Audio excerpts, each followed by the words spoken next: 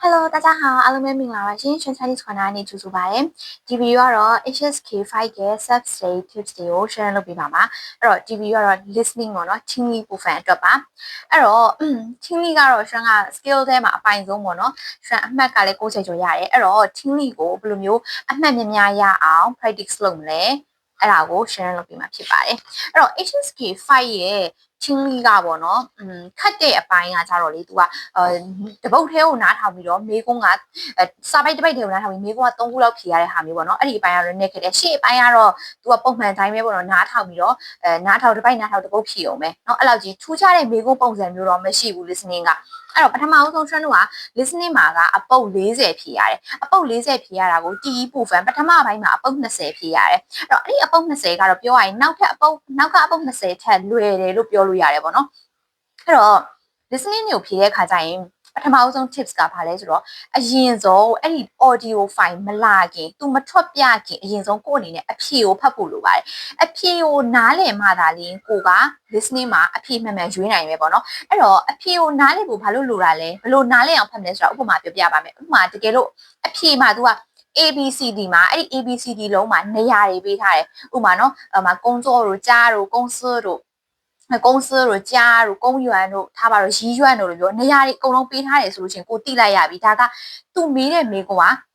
ဒါဘယ်နေရာမှာလဲနေရာနဲ့ဆိုင်တဲ့ဟာကို तू ကမေးခွန်းထုတ်ထားမှာအဲ့ဒါကြလို့ရှိရင်ကိုကနားထောင်တဲ့အခါကြလို့ရှိရင်နေရာကို emphasize လုပ်ပြီးတော့တိတိကျကျမှတ်ပြီးတော့နားထောင်ရမယ်ဘယ်သူမှတော့အဲ့ဒီ listening တစ်ခေါက်ပဲဖွင့်ပြလိုက်တဲ့ listening ကို ED မရွေးဘယ်သူမှမမှတ်မိကြအောင်အချက်လက်အားလုံးလည်းမမှတ်မိကြအောင်ဒါပေမဲ့လည်းကိုယ့်အနေနဲ့ဘယ်ဟာကို emphasize လုပ်ရမှာလဲဆိုတော့သိပြီးတော့ emphasize လုပ်ရမယ့်ဟာမေးခွန်းမေးလာမယ့်ဟာကိုကနားလေလို့ရှိရင်ကိုယ့်အနေနဲ့အမှန်ရွေးလို့ရပြီပေါ့နော်အဲ့တော့အဖြေကိုအရင်ဖတ်ပြီးတော့အဲ့ဒီအဖြေအတွက်ဆိုရင်မေးခွန်းကဘာမေးလာနိုင်လဲဆိုတော့ကိုယ့်ဘာသာကိုအရင်ဆုံးစဉ်းစားထားစိတ်ထဲမှာစဉ်းစားပြီးတော့မှ audio clip နားထောင်တဲ့အခါကျလို့ရှိရင်သူမေးသူပြောရတဲ့အထင်မှာပေါ့နော်ကိုယ့်အနေနဲ့အဓိကမှတ်ရမယ့်ဟာလေးတွေကိုလိုက်မှတ်ထားပါဥပမာအဖြေမှာသူက ABCD မှာ percent နေပေးထားတယ်အဲ့တော့ percentage တွေပေးထားလို့ရှိရင်ဒါသိကြတယ်ဒါ percentage နဲ့ပတ်သက်ပြီးသူမေးခွန်းထုတ်မှာအဲ့တော့ပြောရတဲ့အထဲမှာ percentage တွေကိုတေချာလိုက်မှတ်ဖို့လိုတယ်တခါလေကျတော့အချိန်တွေပေးထားတဲ့အဲ့တော့အချိန်တွေဆိုလို့ရှိရင်လည်းဟုတ်ပြီ तू ဘယ်အချိန်မှာဘာလုပ်တယ်ဆိုတဲ့ဟာကို तू မေးခွန်းထုတ်မှာပဲအဲ့တော့အချိန်တွေကိုတေချာမှတ်ဖို့လိုတယ်တခါတလေကျရင် HSK5 မှာပါနေကြပုံစံမှာတော့သူတို့နှစ်ယောက်ကဘာဆက်ဆံရေးလဲပေါ့ဥမာ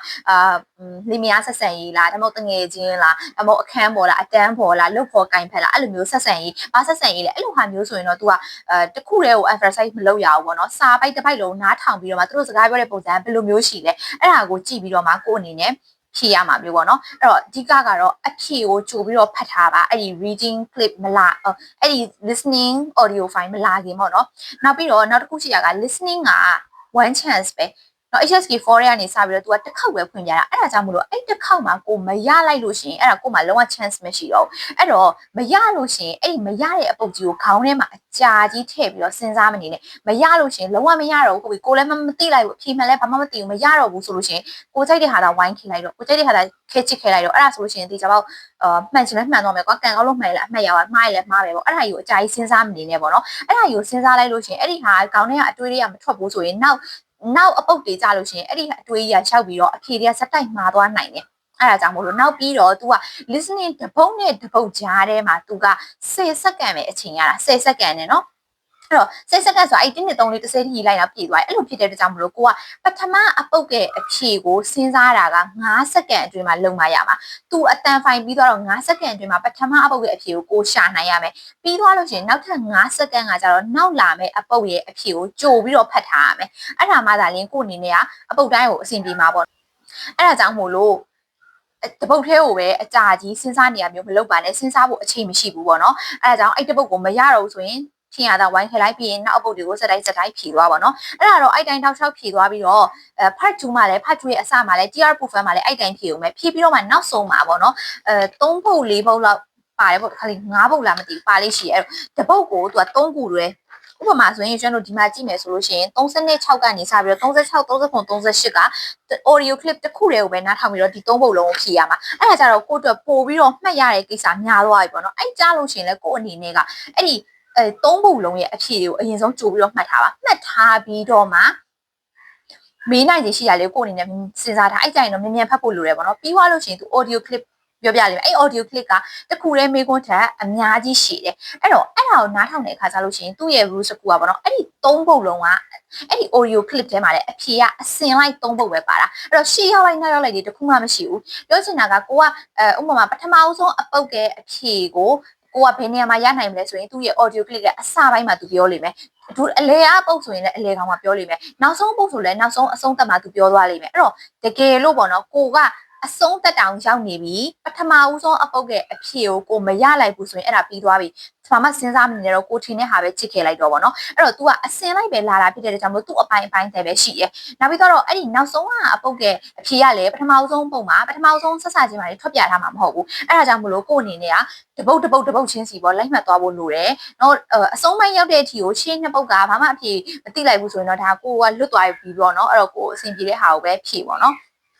ဟုတ်ပြီအဲ့ဒါတခုရှိရပါတော့အဲ့တော့သူအစင်လိုက်အတိုင်းတည်တည်စစားနားထောင်ပြီးတော့ဖြေပါအဲ့ဒါကလေခက်တော့ခက်တယ်ဒါပေမဲ့လေကိုအနေနဲ့လက်ကျင့်မယ်ဆိုလို့ရှိရင်လေလက်ကျင့်လို့ရတယ်ပေါ့နော်အဲ့လောက်ကြီးခက်ခဲတာမျိုးမဟုတ်ဘူးကျွမ်းက listening ကပို့ပြီးတော့အမှတ်အရန်များသွားတယ်ကောင်းတယ်ဆိုတာကအမြဲတမ်းတစ်နေ့ကိုတစ်စုံဖြေကြည့်ရတစ်နေ့ကို more text တစ်စုံဖြေကြည့်ရပေါ့နော်တစ်နေ့ကိုမေးခွန်းဟောင်းတစ်စုံဖြေကြည့်ရနေ့တိုင်းဖြေရအဲ့ဒါကိုကျွမ်းဟွာလောက်ဖြေရက်40လောက်ဖြေခဲ့တယ်တစ်လခွဲနီးပါးလောက်နေ့တိုင်းကိုဖြေတာနေ့တိုင်းမနေ့မိုးလင်းတာလည်းအဲ့ဒီလိုမေးခွန်းဟောင်းတစ်စုံကိုဆွဲယူလိုက်ပြီးတော့ဒီတိုင်းပဲဖြေကြည့်ရပါတော့အဲ့လိုအမြဲတမ်းဖြေဖြစ်တယ်အဲ့တော့ဖြေဖြစ်တဲ့အတွက်ကြောင့်မို့နောက်ပိုင်းကျပို့ပြီးအသားကျလာပြီးတော့ကိုယ့်အနေနဲ့ပို့ပြီးနားလေလွယ်လာတာပေါ့နော်အဲ့ဒါကြောင့်မို့လဲဒီလောက်အမှတ်ကောင်းသွားရလို့ထင်တယ်အဲ့တော့ကိုယ့်အနေနဲ့ကများများလေးကြည့်ပြီးတော့နားထောင်ပေးဖို့လွယ်နားထောင်မှသာလေကိုကအသားကျမှာပေါ့တချို့တွေက listening ကနားမလဲလို့နား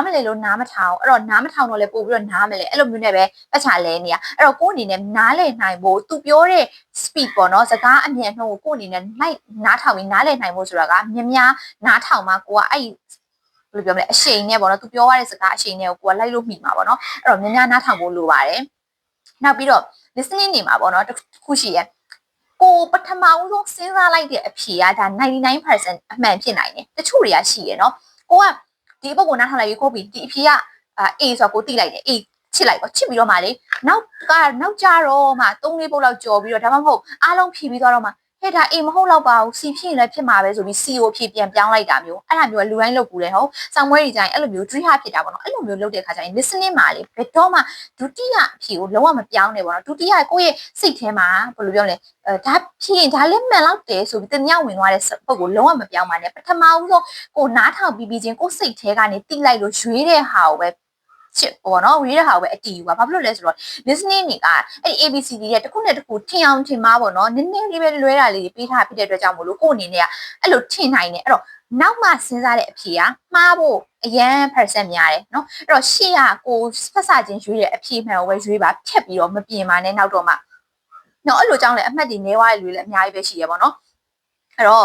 အဲ့လောက်ကြီးဖြတ်ပြီးတော့မပြင်းနဲ့ strength အနေနဲ့ဆိုလို့ရှိရင်ပေါ့နော်ဒီ four skill တဲမှာဆိုရင် listening ကအလွယ်ဆုံးလို့တော့ခံစားရတယ် listening ကပေါ့နော်ကိုသာ practice ရှိတယ်ကိုကဒါ basic ကိုကျင့်ရက်တယ်ပေါ့နော်အခြေခံကောင်းကောင်းနဲ့တက်လာတဲ့လူတယောက်အနေနဲ့ဆိုရင် HSK5 ကလေ listening ကဘာမှတော့အထူးတလဲကြီးလက်ကျင့်ပြီးတော့အထူးတလဲကြီးစူးစမ်းမှတ်နေကြဘာတခုမှမရှိဘူးနေ့တိုင်းပြောချင်တာအဲ့ဒီ